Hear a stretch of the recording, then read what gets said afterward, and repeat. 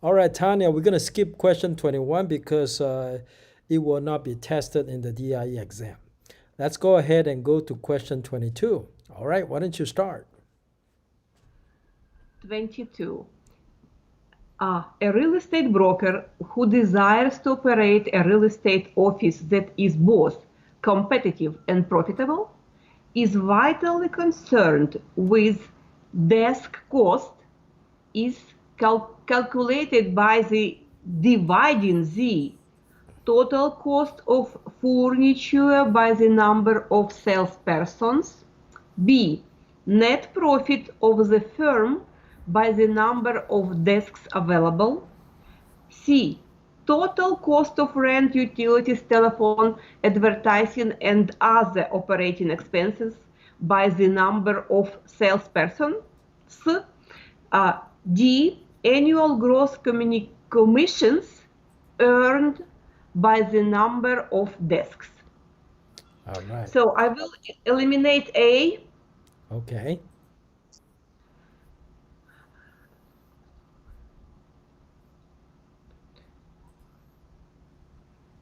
I think I will eliminate B. Okay.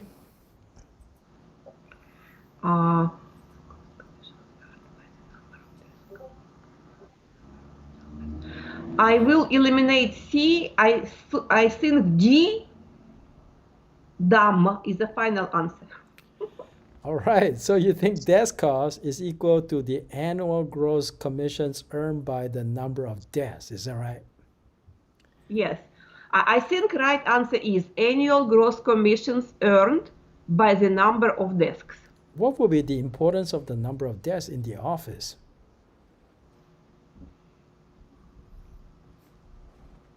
Importance is like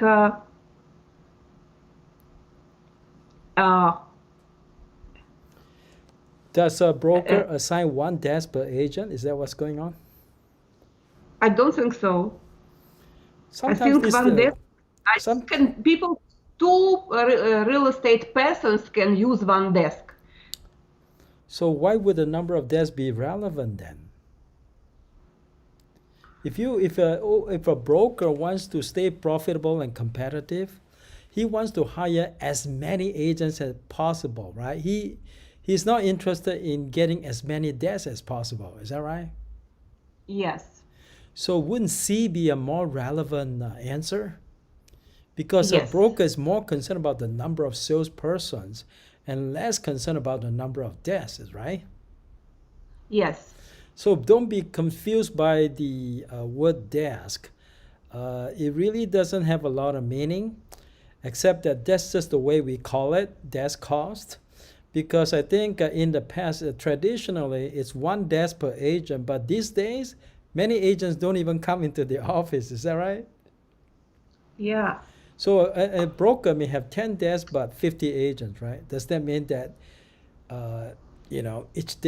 each agent gets one desk? Now, if each agent gets one desk and he has 50 agents, he should have 50 desks. Is that right? Yes. But he's not going to have 50 desks, though, correct? Total cost of rent, utility, telephone, advertisement, and other operating expenses by the number of salesperson. Okay. C is final answer. All right, you got it wrong the first time, but after further analysis, it makes sense to you now, right? Yes, now it does. Thank you. Okay, now who's got it right? Joe got it right. Oh, is it Red? R-A-D? Welcome. I've never seen you before, but welcome anyway. All right. Congratulations to both of you. Okay, let's go on and go to the next question. 23. Which of the following would a tenant in an apartment building and an owner in a condominium project have in common? Which of the following? Okay. A. Separate tax bills would be sent to each. B. Both have an estate in real property. C. Both would come under the subdivision law. D. Both have a fee interest in real estate. I will eliminate A. Okay, good.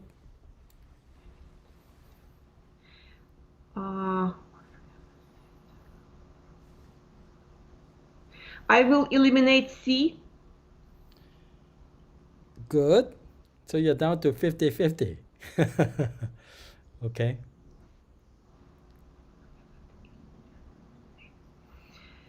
Eliminate D and B is final answer. Both have an estate and a real property.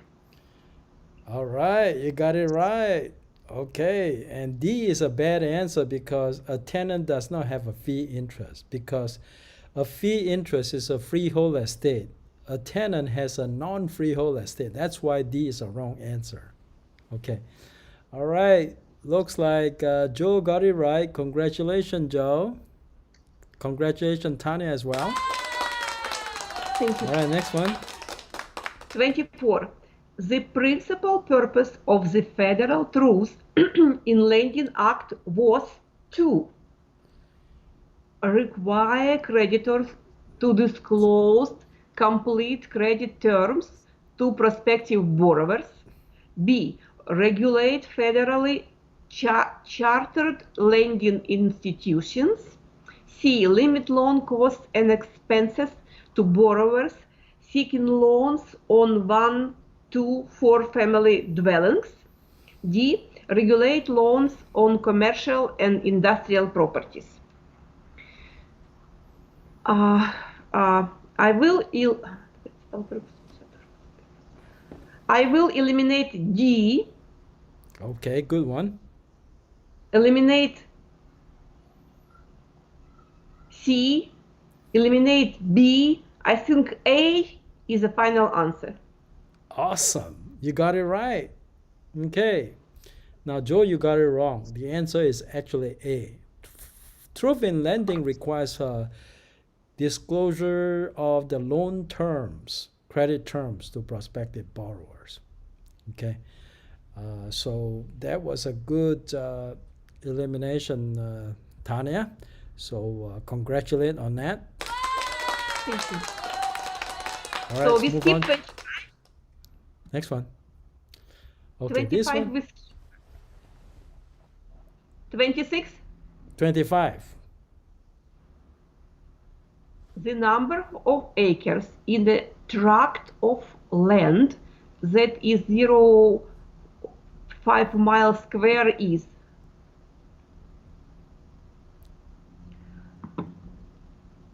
Any clue? I don't know. Let me The ask you number this. of- Let me ask you this. In chapter 4, you studied U.S. government survey system, right? Yes. Township and sections and all of that, right?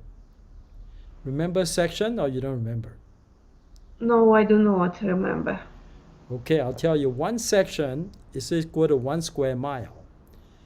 And in one section, there are 640 acres. So if one section has 1 square mile, which equals 640 acres. So what is half of that? Okay, so C is the final answer then. That's right. 1/2 mile square will be 640 divided by 2. So on 25, C is the right answer. Okay, so this is how you would analyze the actual exam question. All right, next one. 26. Which of the following statements is incorrect with regard to an in-house sale? The listing broker can make an offer on his or her own in-house listing. B. The listing broker can be the agent of the buyer only. C. The listing broker can act as a dual agent for the buyer and seller.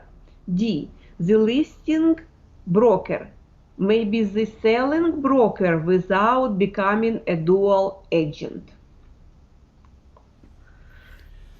Maybe What is the best answer? Is what we're looking for, the best answer.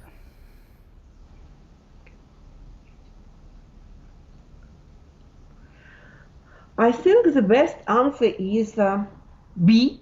The listing broker can be the agent of the buyer only. Because we want to look for an incorrect answer, right?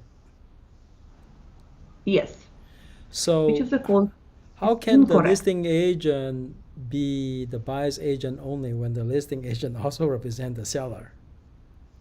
So B is obviously an incorrect statement, Okay. which is the correct answer.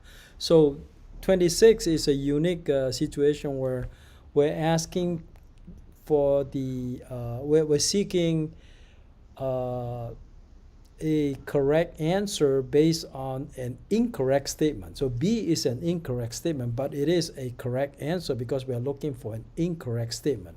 Make sense? Yes. All right, so the So- listing broker cannot be the buyer's agent only. The listing broker can be the seller's agent or dual agent, but can never be the buyer's agent only. So B would be the best answer. So B is an incorrect statement, and that is the answer that we're looking for. Got that? So B is correct answer to this question. Correct. B is the correct answer to this question, but B is an incorrect statement, which is what we're looking for. Yes. Okay? Yeah. So it's a bit tricky, I know. Okay? All right, next one. Whew. So I chose B. I don't even know why, but now I feel better about it. Okay. Okay. 27. Mm-hmm. A policy of title insurance requires a careful search of the public records. The public records covered are found at County Recorder's Office, Federal Land Office Records, County Clerk's Office, all of the above. So if it is all of the above, I have to see if there is at least 2 right answers. Okay, correct. So the public records covered are found at. They found A is correct answer. County Recorder's Office. Federal Land. Final answer? No, not yet. Okay, check some more. Look at it some more. Actually, A is the final answer. Wow, good choice. Because title insurance, they only check the recorded documents at the county recorder's office. There is no such thing as federal land office records, so don't worry about that one. So that one's obviously wrong. County clerk's office does not contain the documents that title insurance company is interested in. So B and C are wrong. So B and C are wrong. You don't have to look at D anymore, right? Yeah. So A is the right answer. Well, congratulations, Tanya. You got it right. Thank you. All right, next one. 28.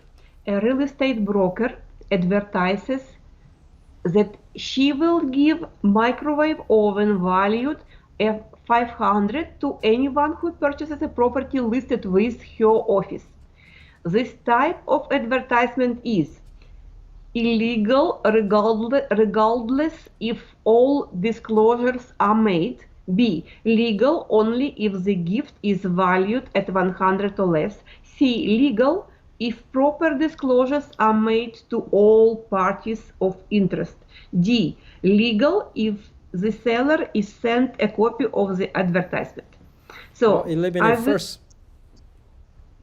Eliminate D. Okay. Eliminate. Well, good one. Eliminate A. Eliminate Okay. A. All right. Yeah, 50-50. I think C is the final answer. Legal if proper disclosure are made. C is the final answer. C. Let me ask you this. What rules did you apply to arrive at the answer C? You applied the rule of elimination. What other rules did you apply to arrive at answer C? Common sense. That was what I was looking for. So there are 2 rules you apply here. You apply the rule of elimination, and you apply the rule of common sense, right? Yes. Good one. Very good one, Tanya. Well, that was really, really awesome. Well, congratulations. So Tanya got it right. Oh, thank you. Joe, you got it wrong. Red, so sorry, you got it wrong as well. The correct answer is actually B. Okay. All right, next one. Right, just a second. Yes. The correct answer is A. C, Oh, C. Oh, okay. C, I'm C. sorry. The correct answer is C. I apologize. It is 28. legal if proper disclosures are made to all parties of interest. The correct answer is actually C. I apologize. Question 29. The broker who represented only the seller in a transaction has a fiduciary responsibility to the seller. When dealing with a third party, the broker owes no duty to the third party. B. Must treat the third party fairly and honestly. C. Need only disclosure those facts requested by the third party. D. Has a fiduciary responsibility. Okay, I eliminate D, eliminate Okay. C, Okay. eliminate A. I choose B as a final answer.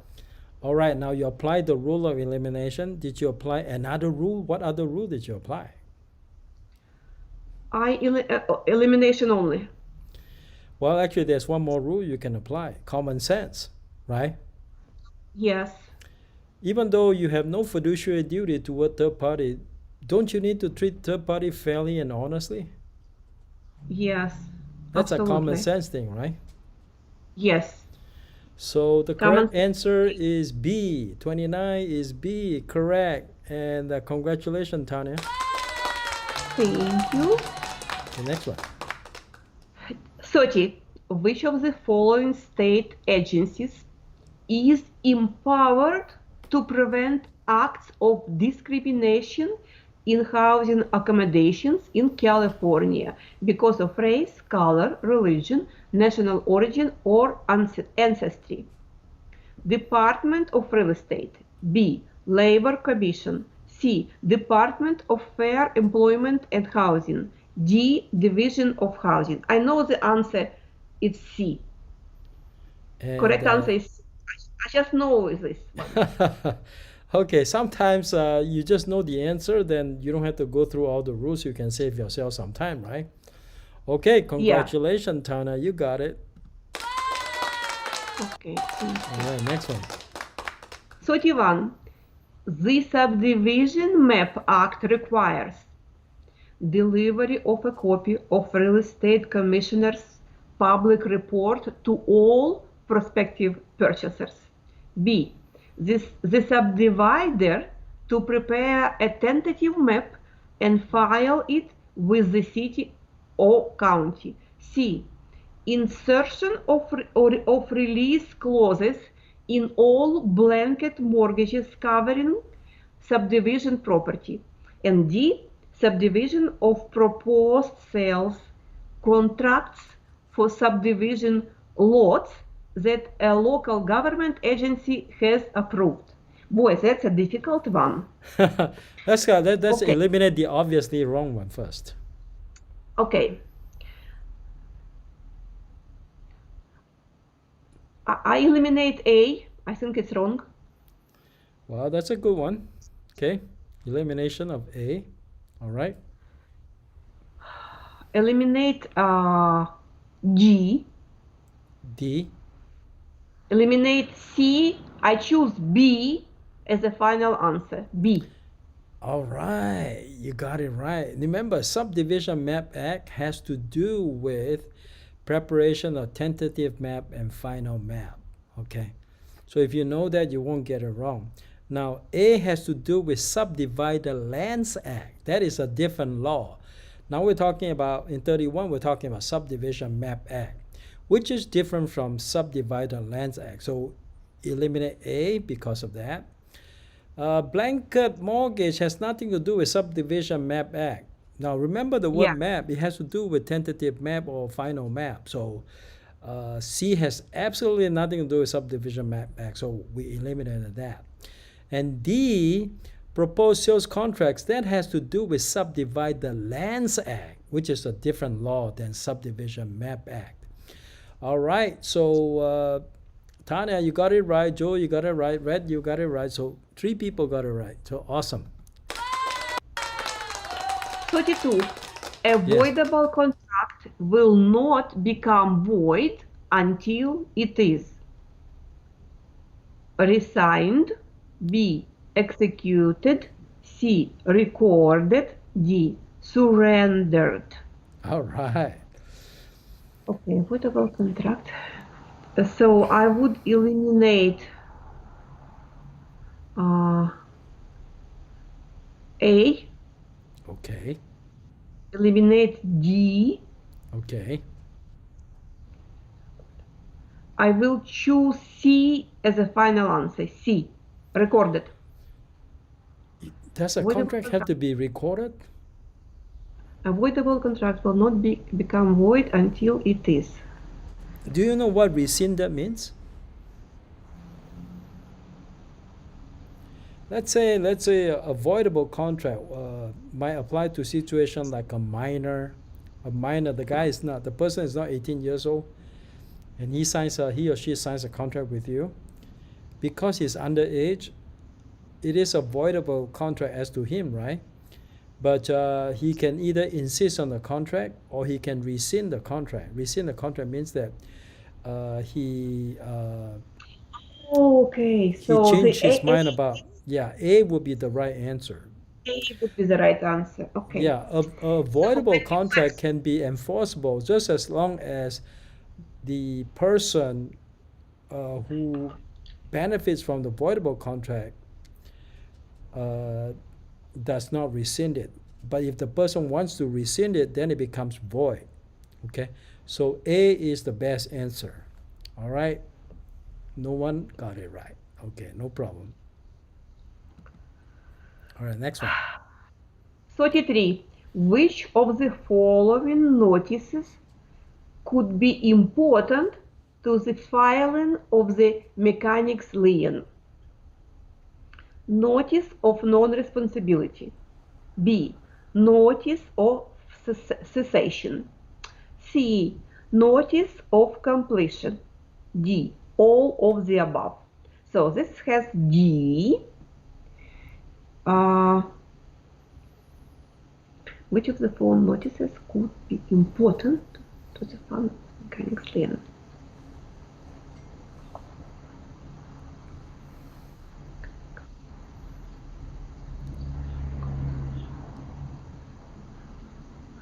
So, notice of non-responsibility. It is about the owner of the property, not about people who did the job. So it is a wrong answer. Okay. So I guess I eliminate A and D and 50-50. All right. Give me your best shot. I think C is the final answer. Perfect.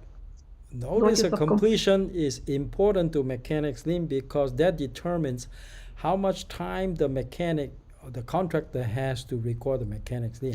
If the notice of completion is recorded, then the contractor only has 30 days after the job is completed to record the mechanic's lien. But if no notice of completion is recorded, then the contractors have 90 days. So it's a big difference between 30 days and 90 days. Okay, awesome. All right, so you got it right, Tanya. Congratulations. And Joe got it right as well. Okay, next one. 34. The type of roof that has 4 sloping sides which rise to the ridge board would be a gable, B hip, C gambrel, D flat. I think the right answer is D because I took a book and I went through it, but they call it mansard in a book. So the right answer is D, but the name of this design is mansard. Really? I looked in the book. Oh, actually, the statement describes a hip roof. Answer is B. That is a hip roof. A heap roof basically slopes on four sides. Okay. No, no. I'm looking at the picture, Kenny. Oh, really? Right? Okay.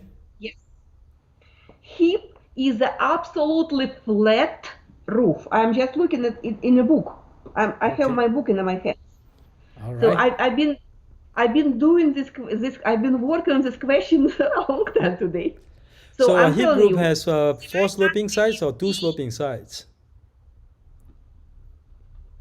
so the How type of many? roof that four sloping sides is mansard, mansard,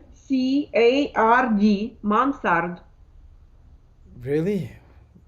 Yes, Oh, I think we might have to argue about that.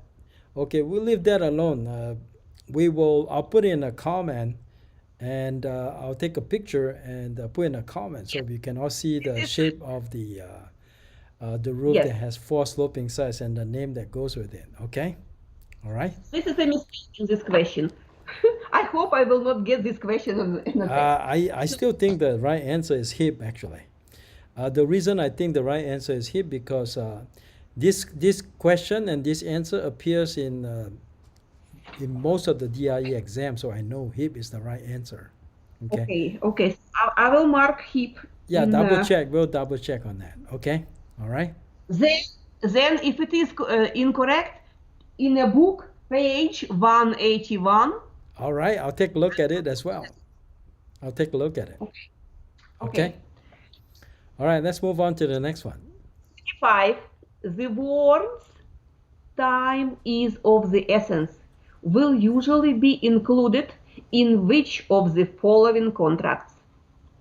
Real estate purchase contract and receipt for deposit. B.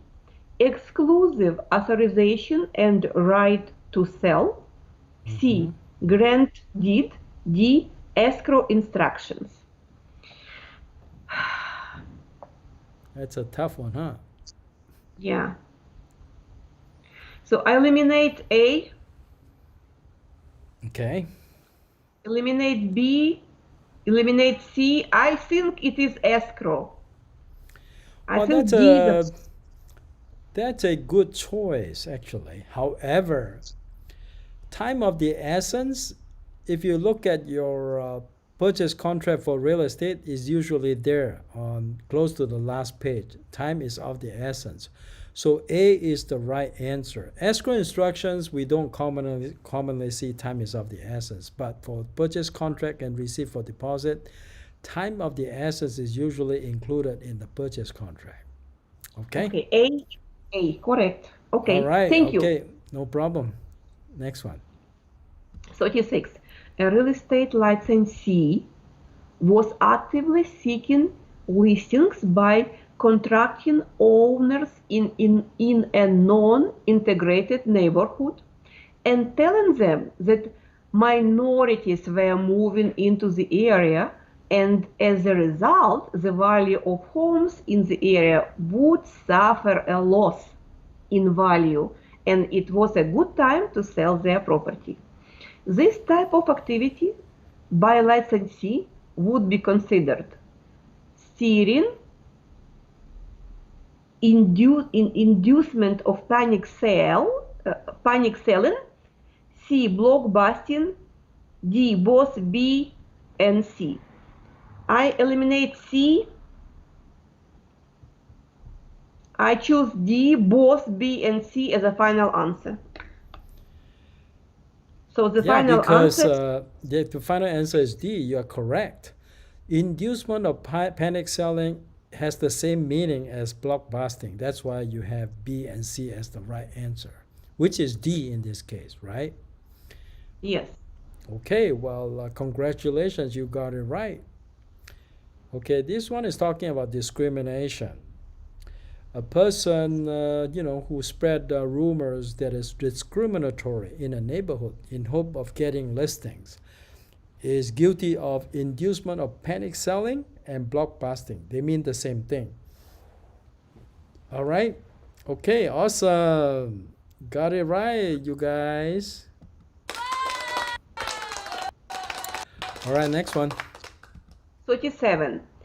interest rates on residential trust deeds and notes are set by interest rates, international exchange rates, B, supply and demand for money, C, U.S. national government backed bonds, D, none of the above. Interest rates on residential trust.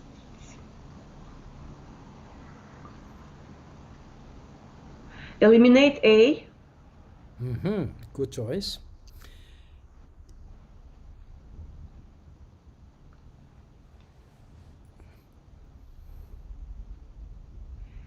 Eliminate C, U.S. national government backed bonds.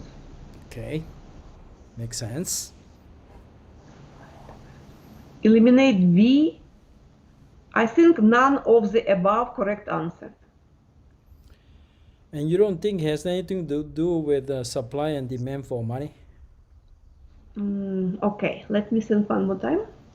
Interest rates on residential trust deeds and notes are set by. Yeah, money. That's right. Supply and demand for money is the final answer. That's Not right. D. Actually, that's common sense too, right? Yes, when I read now, it's common sense. I That's did right. not see it before. Okay, anyway, you got it right the second time. All right, congratulations all around. You both got it right, Brad and Joe. Next one. 38. A residential land developer and contractor were building a number of new homes in a housing tract. During the construction phase, a number of people observed the new development and showed a great interest and desire to purchase the new homes at above market level prices. Above market. During the construction period, however, the city notified the land developer that new city ordinances required that the existing streets be widened 15 feet to handle the anticipated increase in flow of traffic. This increase means cutting off a portion of each existing lot, and as a result, interest in the homes waned. This resultant loss in a value would be classified as resultant. This has to do with appraisal. Yes, functional obsolescence, physical deterioration, C, economic obsolescence, D, principle of change. Okay, eliminate A for sure. Okay, well, good choice.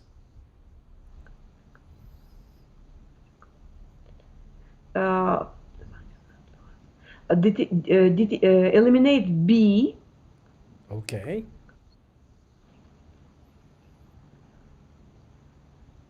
Now you're down to C and D. Yes. And I don't know. Well, it has nothing to do with, it has to do with depreciation. Okay. Principle of change, I guess. Well, principle of change has to do with principle of value. It has nothing to do with depreciation. So economic, okay. Then economic obsolescence is the right answer choice, because economic obsolescence had to do with governmental policies that cause a property to lose value. Anytime when the governmental policy causes a property to lose in value, that resultant loss in value is called economic obsolescence. Yeah. So you have to think in terms of governmental policy that cause a loss of value. Okay? Economic. All right, guys. Joe, you got it right, so that's good. All right, Red, you got it right too. Next one. 39. Yes. A real estate developer purchased 4 acres of land for total price of $80,000, paying $20 down and executing a straight note and trust deed in favor of the seller for the balance. Under the terms of the note and trust deed, the seller will release 1 acre free and clear each time the buyer pays an additional $20,000 on the note. If the buyer pays an additional $40,000 and receives 2 acres free and clear, the owner's equity on the encumbered property has increased, decreased, remained unchanged, is eliminated. Okay, eliminate D, A, C. Correct answer is B, decreased.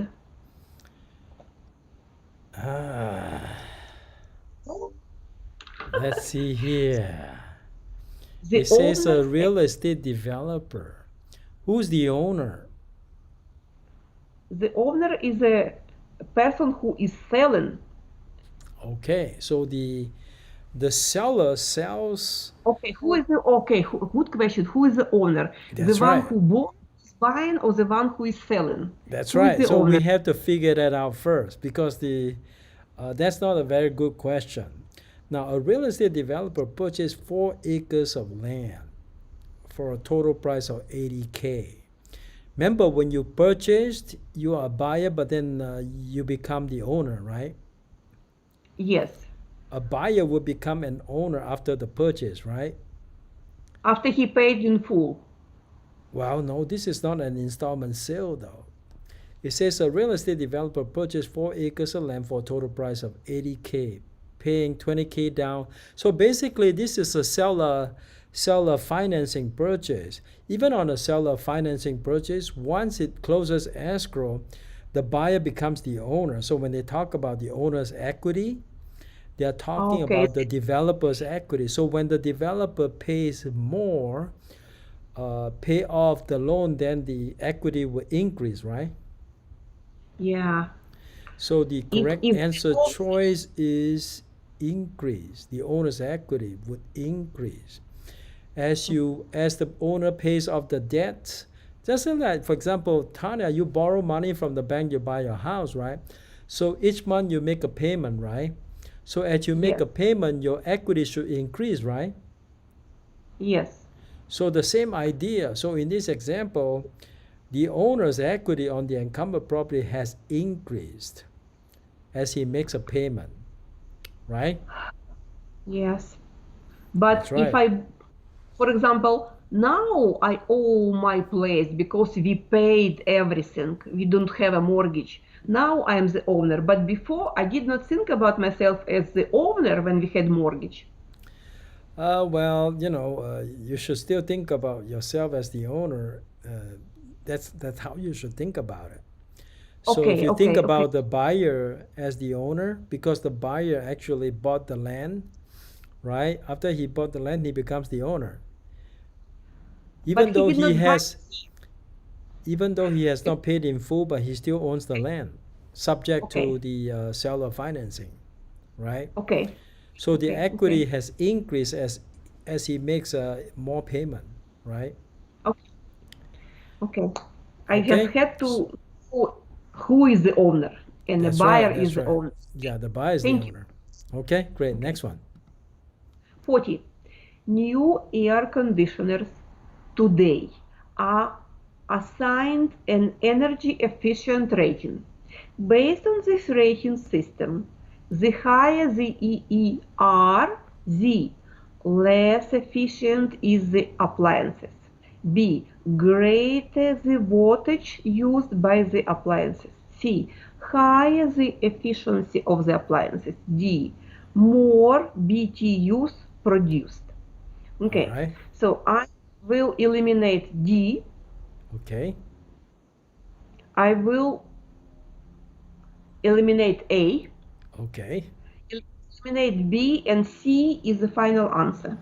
Exactly. The higher the EER, the higher the efficiency. So C is the right choice. All right, congratulations, Tanya. And that's all the questions we're going to be doing tonight, okay? So each week we will do an average of 20 questions. So next week we'll do 20 more. That will leave us, after today, we'll have 3 more sessions and then we are done with all the practice questions. And then after we finish about 200 questions, we will do some other type of live stream. We'll do other type of training, okay? So 3 more sessions of the practice, DRE practice questions, and then the live stream will on different types of training. All right, guys, and if you like my video tonight, my presentation tonight, please give me a thumbs up. And if you're new here, and if you don't want to miss anything in the future, please subscribe to my channel, hit the bell, and then don't forget to share this video with your friend, okay? Well, I hope to see you guys next time. I'll see you again same time next week, Thursday, 9 p.m. Have a good night, everyone. Okay, bye. Good job, Tanya. Bye.